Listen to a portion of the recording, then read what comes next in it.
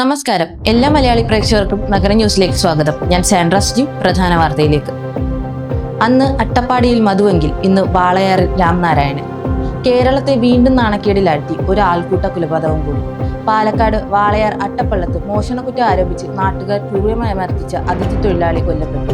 ഛത്തീസ്ഗഡ് ബിലാസ്പൂർ സ്വദേശി രാംനാരായൺ ബയ്യാറാണ് ആൾക്കൂട്ടത്തിന്റെ ക്രൂരതയ്ക്കിരയായത്. കഴിഞ്ഞ ബുധനാഴ്ച വൈകിട്ട് 6 മണിയോടെയാണ് അട്ടപ്പള്ളത്ത് നാടിനെ നെച്ചിട്ട് ഈ സംഭവം അരങ്ങേറിയത്. രാംനാരായണൻ മോഷ്ടാവാണെന്ന് സംശയിച്ചാണ് ഒരു സംഘം ആളുകൾ ഇയാളെ തടഞ്ഞുവെച്ചത്. ചോദ്യം ചെയ്യാനെന്ന പേരിൽ തുടങ്ങിയ സംഘം പിന്നീട് ഇയാളെ ക്രൂരമായി തല്ലിച്ചതക്കുകയായിരുന്നു. മദ്യലഹരിയായിരുന്ന ഇയാളുടെ പക്കൽ നിന്നും മോഷണ വസ്തുക്കൾ ഒന്നും കണ്ടെത്താൻ കഴിഞ്ഞില്ല. മർദ്ദനത്തെ തുടർന്ന് ചോരത്തുപ്പി നിലത്ത് വീണ രാംനാരായണനെ ആശുപത്രിയിൽ എത്തിച്ചെങ്കിലും ജീവൻ രക്ഷിക്കാനായില്ല. ഇയാളുടെ ശരീരത്തിൽ മർദ്ദനമേറ്റ നിരവധിയായ പാടുകളുണ്ടെന്ന് പോലീസ് അറിയിച്ചു. സംഭവത്തിൽ 10 പേരെ പോലീസ് കസ്റ്റഡിയിലെടുത്തു. ഇതിൽ 5 പേരുടെ അറസ്റ്റ് നിലവിൽ രേഖപ്പെടുത്തിയിട്ടുണ്ട്. പോസ്റ്റ്മോർട്ടം റിപ്പോർട്ട് ലഭിച്ചാൽ മാത്രമേ മരണത്തിന്റെ കൃത്യമായ കാരണം വ്യക്തമാകൂവെന്ന് വാളയാർ ഇൻസ്പെക്ടർ SS രാജീവ് അറിയിച്ചു.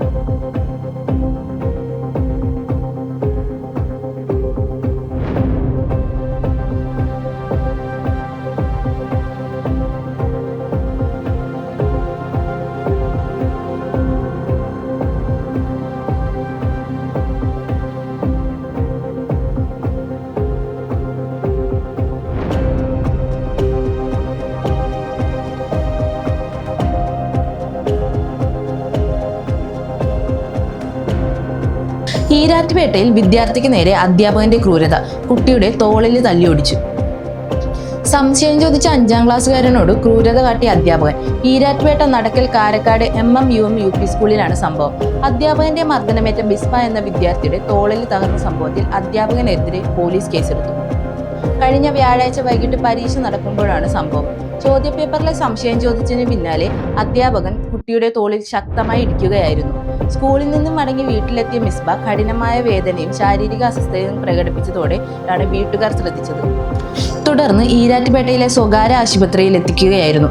ആശുപത്രിയിൽ നടത്തിയ എക്സ്റേ പരിശോധനയിലാണ് കുട്ടിയുടെ തോളിന് പൊട്ടുള്ളതായി കണ്ടെത്തിയത്.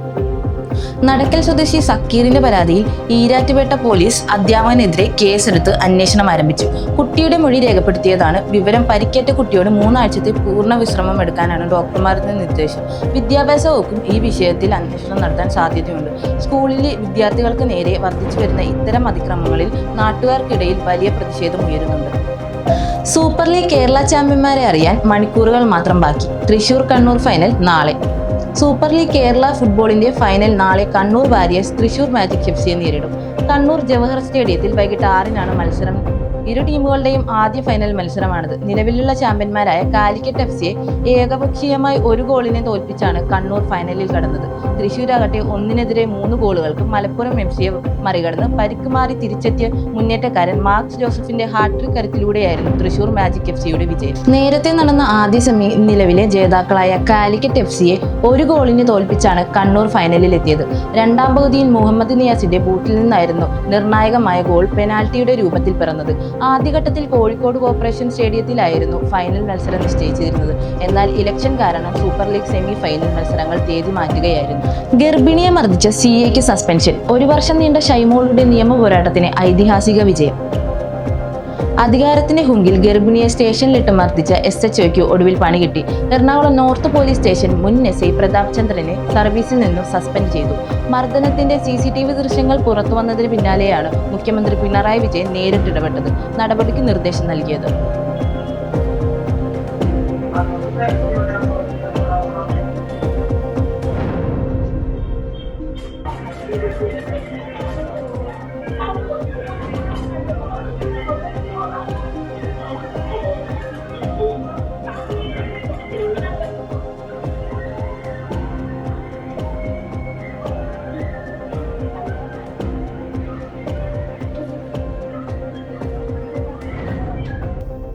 ഒരു വർഷം മുമ്പാണ് കേസിനാസ്പദമായ സംഭവം നടക്കുന്നത്. പൊതുസ്ഥലത്ത് വെച്ച് മഫ്തിയിലായിരുന്ന പോലീസ് ഉദ്യോഗസ്ഥർ 2 പേരെ മർദ്ദിക്കുന്നത് ഷൈമോളുടെ ഭർത്താവ് മൊബൈലിൽ പകർത്തിയിരുന്നു. ഇതിൽ പ്രകോപിതരായ പോലീസ് അദ്ദേഹത്തെ ബലമായി കസ്റ്റഡിയിലെടുത്തു. വിവരമറിഞ്ഞ് സ്റ്റേഷനിലെത്തിയ ഗർഭിണിയായ ഷൈമോൾ ഭർത്താവിനെ വിട്ടുകിട്ടണമെന്ന് ആവശ്യപ്പെട്ടു. എന്നാൽ മാന്യമായി സംസാരിക്കുന്നത് മൂലം CI പ്രതാപ് ചന്ദ്രൻ ഷൈമോളെ ക്രൂരമായി അധിക്ഷേപിക്കുകയും മുഖത്തടിക്കുകയും ചെയ്തു. തനിക്ക് സ്റ്റേഷനിൽ വെച്ച് മർദ്ദനമേറ്റുവെന്ന് ഷൈമോൾ പരാതിപ്പെട്ടെങ്കിലും പോലീസ് ആദ്യം അവഗണിച്ചു. സ്റ്റേഷനിലെ CCTV ദൃശ്യങ്ങൾക്കായി 1 വർഷത്തോളമാണ് ഈ യുവതി കോടതികൾ കയറിയിറങ്ങിയത്. ഒടുവിൽ ഹൈക്കോടതിയുടെ കർശന ഉത്തരവിനെ തുടർന്ന് ദൃശ്യങ്ങൾ ലഭിച്ചതോടെ പോലീസിന്റെ കല്ല് വെളിച്ചത്തായി. CI പ്രതാപ് ചന്ദ്ര ഷൈമോളെ മർദ്ദിക്കുന്നതും കൂടെയുള്ള മറ്റു ഉദ്യോഗസ്ഥർ അദ്ദേഹത്തെ പിടിച്ചു മാറ്റുന്നതും ദൃശ്യങ്ങളിൽ വ്യക്തമാണ്. സസ്പെൻഷൻ നടപടിയിൽ ഒതുക്കാതെ കുറ്റക്കാരനായ ഉദ്യോഗസ്ഥനെതിരെ ക്രിമിനൽ നടപടികളുമായി മുന്നോട്ടു പോകാനാണ് ഷൈമോളുടെയും കുടുംബത്തിന്റെയും തീരുമാനം. പോലീസായാലും നിയമത്തിന് മുകളിലില്ല എന്ന് തെളിയിക്കുന്നതാണ് ഷൈമോളുടെ ഈ വിജയം.